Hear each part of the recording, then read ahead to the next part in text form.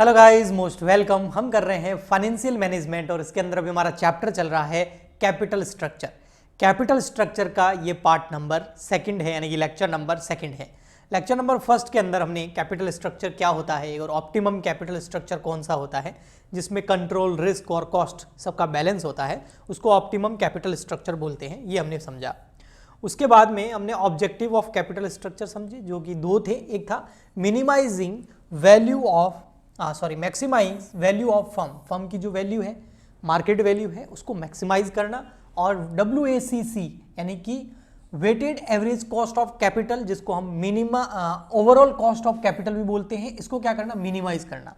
तो value of firm को बढ़ाना और उसकी एवरेज कॉस्ट को कम करना।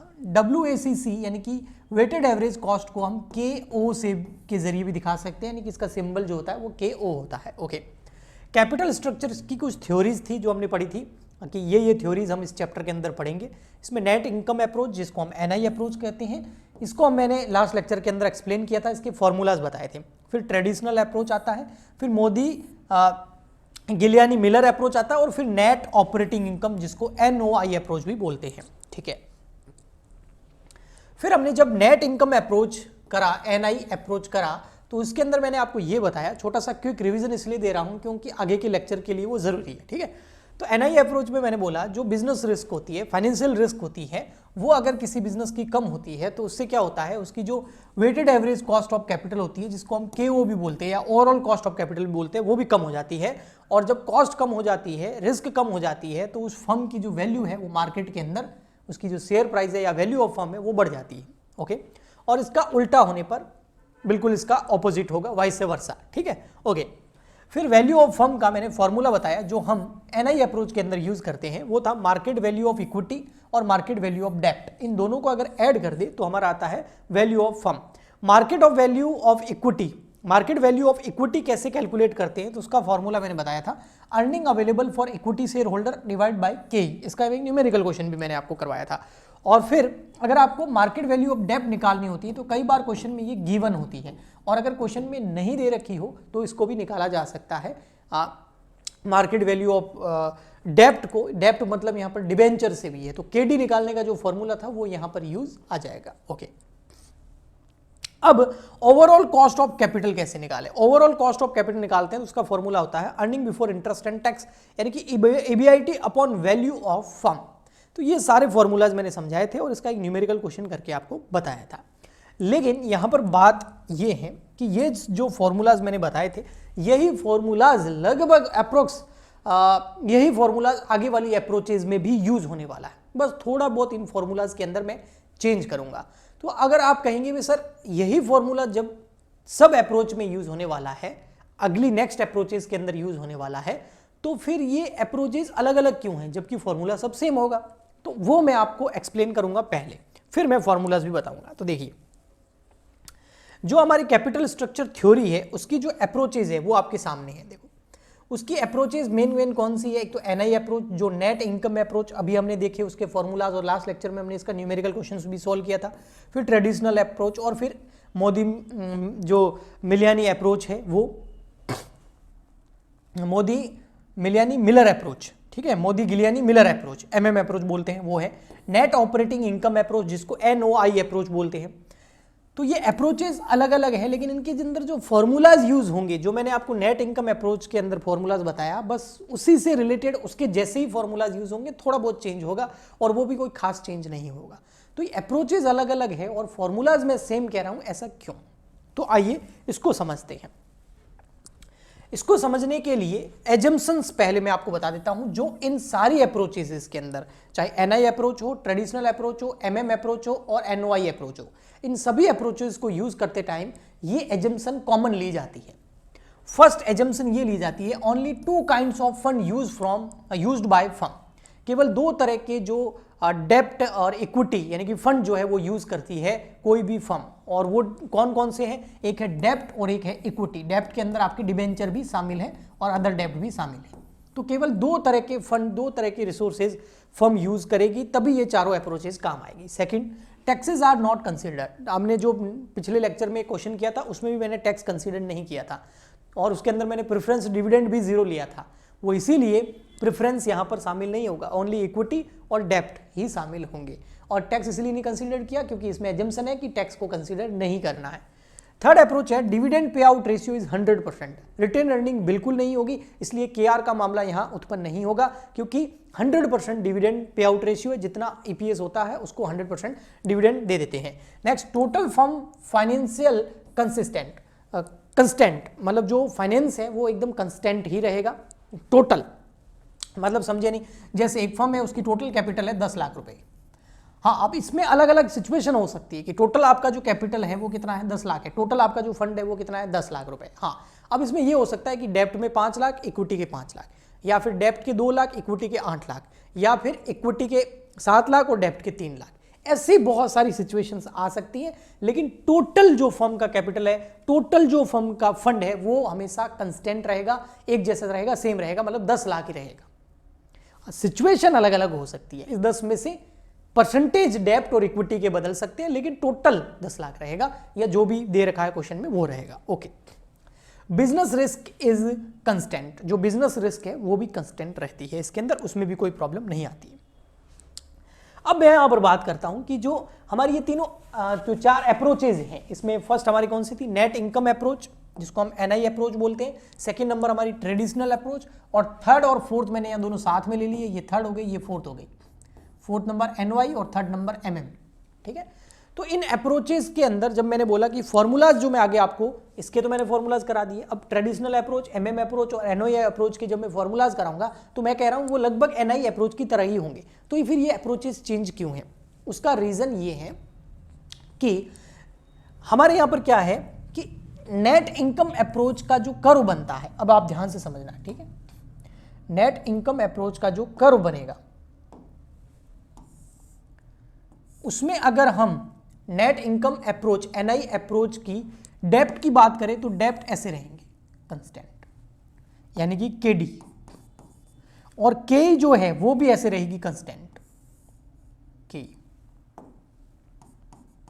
ठीक है, लेकिन weighted average cost of capital, overall cost of capital, WACC, या फिर उसको केओ बोलेंगे हम। ठीक है, अब मैं केओ बोलूंगा, वो केओ जो है वो ऐसे नहीं रहेगी, केओ जो है वो चेंज होगी। अच्छा, कैसे चेंज होगी? तो देखो, केओ जो है वो यहां से ऐसे नीचे की तरफ आएगी और ऐसे जा सकती है। ये किसकी लाइन है? ये है केओ, यानी कि weighted average cost of capital. ये ऐसी क्यों होगी? मान लेते हैं, मैंने आपको बोला ना बहुत सारी सिचुएशंस होती है। टोटल फर्म का जो फंड है वो 10 लाख रुपए, ठीक है, लेकिन अगर अलग अलग लेवल दे रखे हैं उसके कि टोटल तो कंस्टेंट रहेगा, टोटल फंड कंस्टेंट रहेगा, लेकिन इसमें डेप्ट कितना और इसमें इक्विटी कितनी। मान लेते हैं ऐसा हो सकता है कि डेप्ट है 2 लाख रुपए और इक्विटी है 8 लाख रुपए, या फिर हो सकता है डेप्ट 5 लाख और इक्विटी भी 5 लाख, या ऐसा हो सकता है कि भाई जो इक्विटी है, डेप्ट है वो 8 लाख है और इक्विटी जो है वो 2 लाख है। मैं ऐसे एग्जांपल के लिए आपको समझा रहा हूं। ये सिचुएशन नंबर फर्स्ट हो गई, ये सेकंड हो गई, ये थर्ड।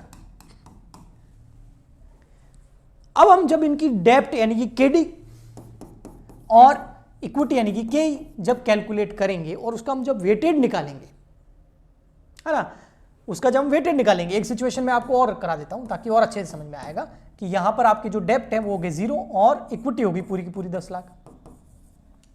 ठीक है, और बेहतर समझ में आएगा। एक और सिचुएशन लेते हैं और बेहतर समझ में आएगा। यहां पर पूरे के पूरे डेप्ट हो नहीं सकते, ये सिचुएशन नहीं हो सकती वैसे, हाँ ये हो सकती है। अब इसमें देखो आप, हमारा डेप्ट 0 है और इक्विटी कितनी है 10 लाख, तो अब जो के है वो किसके इक्वल हो जाएगी? के हो जाएगी आपके केओ के इक्वल, इसलिए ये पॉइंट यहां पर मिला हुआ है, ये देखो। और ऐसा कब होगा? ऐसा तब होगा जब आपके फर्म के अंदर डेप्ट है ही नहीं, तो आपका के ही क्या हो जाएगा? के हो जाएगा, क्योंकि के का एवरेज निकालेंगे तो वही आएगा, है ना। और अगर ऐसा हो जाए कि यहां पर आपका जो के फर्म में है ही नहीं, यानी कि इक्विटी है ही नहीं, टोटल डेप्ट हो, तो यहां होगा। लेकिन ये सिचुएशन हो नहीं सकती, किसी भी कंपनी के अंदर, फर्म के अंदर इक्विटी का होना तो जरूरी है, टोटल डेप्ट से तो कैसे चलेगा मामला। तो ये सिचुएशन नहीं हो सकती, लेकिन ये हो सकती है। हाँ, अब जैसे जैसे आपका केई जो है वो कम होता जाएगा और डेप्ट आप लोन लेते जाएंगे तो आपकी ये लाइन ऐसे आती रहेगी, और यहां पर बीच में कोई सिचुएशन ऐसी होगी जहां पर 50% आपका इक्विटी है और 50% आपका डेप्ट है, यानी कि डिबेंचर है। तो इसीलिए एनआई अप्रोच के अंदर जो कर्व बनता है वो इस तरीके का बनता है। लेकिन ट्रेडिशनल अप्रोच के अंदर फॉर्मूलेज भले सेम हो, लेकिन ट्रेडिशनल अप्रोच के अंदर क्या होता है, देखिए ट्रेडिशनल अप्रोच के अंदर आपकी केडी और आपका यहां पर के, ये दो, एक तो हो गया आपका केडी और के। अब केओ का इसके अंदर क्या होगा, तो इस सिचुएशन के अंदर क्या होता है, सॉरी एक सेकेंड, हाँ इस सिचुएशन के अंदर क्या होता है,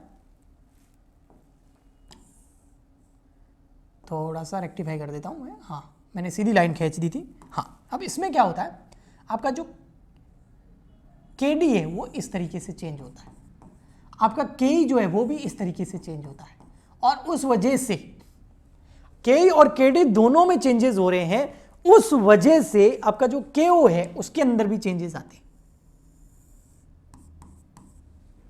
अब फॉर्मूला सेम है, लेकिन यहां देख रहे हो सिचुएशन, केई और केडी हमेशा कंस्टेंट है, लेकिन केओ चेंज होती है, यहां पर तीनों की तीनों चेंज होती है। फॉर्मूला सेम है, लेकिन जब सिचुएशन अलग अलग होगी, जो मैंने अभी आपको दिखाई थी, कितनी 4 सिचुएशन दिखाई थी ये वाली, तो उस केसेस के अंदर हमें पता चल जाता है कि आपका एनआई अप्रोच लगाना है, ट्रेडिशनल अप्रोच लगाना है, कि एमएम या एनओआई अप्रोच लगाना है। एमएम और एनओआई अप्रोच के अंदर जो सिचुएशन होती है वो इस तरीके से होती है।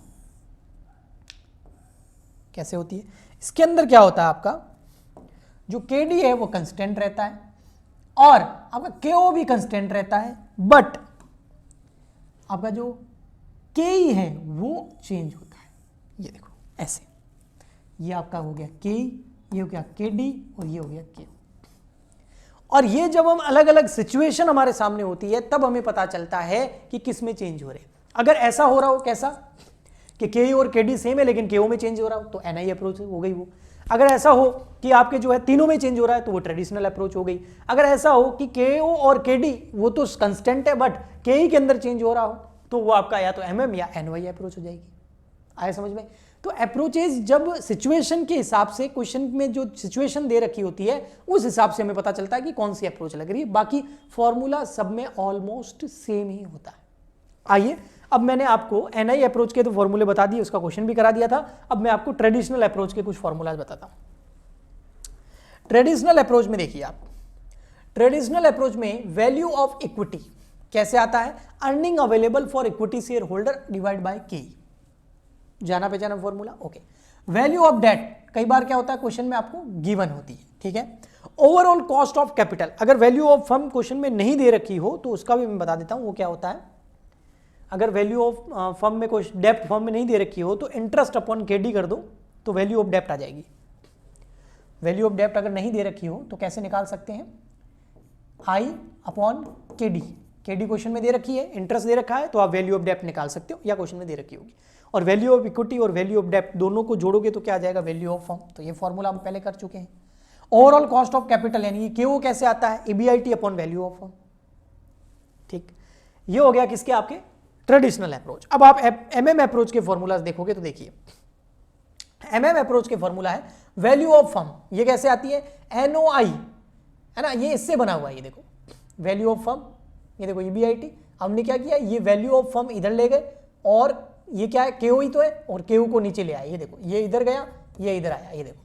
तो वैल्यू ऑफ फर्म कैसे आ गई, ये वैल्यू ऑफ फर्म इधर गया और ये केओ जो है वो नीचे आ गया। ये देखो केओ नीचे आ गया और वैल्यू ऑफ फर्म इधर चला गया। ऊपर वही नेट ऑपरेटिंग इनकम बोलो या फिर ईबीआईटी बोलो, एक ही बात है, earning before interest and tax. मैंने आपको बताया था पिछले लेक्चर के अंदर कि एनओआई और ईबीआईटी एक ही चीज है। ओके, वैल्यू ऑफ फर्म कैसे आएगी, वैल्यू ऑफ इक्विटी और वैल्यू ऑफ डेप्ट को ले लो। वैल्यू ऑफ इक्विटी कैसे आता है, एनआई यानी कि नेट इनकम, जिसको हम earning available for equity share holder divide by के ही कर दो, या फिर वैल्यू ऑफ डेप्ट कैसे आएगा, क्वेश्चन में गिवन होगा, या 1 अपॉन केडी कर दो। तो एमएम अप्रोच चाहे आपका ट्रेडिशनल अप्रोच चाहे एनआई अप्रोच, फॉर्मूलाज लगभग सब में सेम ही है। वही value of equity, value of डेप्ट, केओ है ना, वैल्यू ऑफ फर्म, सब चीजें ये निकालनी होती है। ओके, फिर भी मैंने यहाँ पर फॉर्मूला लिखा दिए हैं। लास्ट हमारा जो है वो भी देख लीजिए, ये रहा नेट ऑपरेटिंग इनकम अप्रोच, जिसको हम एनआई अप्रोच भी बोलते हैं। इसका देख लीजिए आप यहाँ पर साफ साफ, सॉरी ये देखिए क्या है, वैल्यू ऑफ फर्म का फॉर्मूला वही EBIT अपन KO अभी देखा था, और वैल्यू ऑफ डेप्ट का है 1/KD, और या फिर क्वेश्चन में गिवन होगा, और वैल्यू ऑफ इक्विटी कैसे आ जाएगी, अब वैल्यू ऑफ फर्म आ गई है, हाँ इसमें से आप क्या करो, वैल्यू ऑफ डेप्ट लेस कर दो, वैल्यू ऑफ फर्म में से वैल्यू ऑफ डेप्ट लेस कर देंगे तो क्या आ जाएगा, वैल्यू ऑफ इक्विटी। भाई टोटल वैल्यू ऑफ फर्म में क्या क्या शामिल होता है, इक्विटी और डेप्ट दोनों शामिल होता है। अगर वैल्यू ऑफ फर्म में से मुझे डेप्ट पता चल गया, वो लेस कर दूंगा तो पीछे क्या बच जाएगा, वैल्यू ऑफ इक्विटी। तो इस तरीके से मतलब फॉर्मूला से ही वापस नए फॉर्मूले बना दिए हमने, और कुछ नहीं किया है। तो आगे हम जब न्यूमेरिकल करेंगे तो इससे और आपको समझ में आया होगा। आई होप आपको कुछ क्लियर हुआ होगा, कुछ कॉन्सेप्ट्स, कुछ कंफ्यूजन्स। मिलते हैं नेक्स्ट लेक्चर में। प्लीज़ ज़्यादा से ज़्यादा लाइक करें, शेयर करें, सब्सक्राइब करें, कमेंट करें, ताकि हम आपके लिए ऐसे लेक्चर लाते रहें। तो आज के लिए इतना ही, गुड बाय, थैंक यू।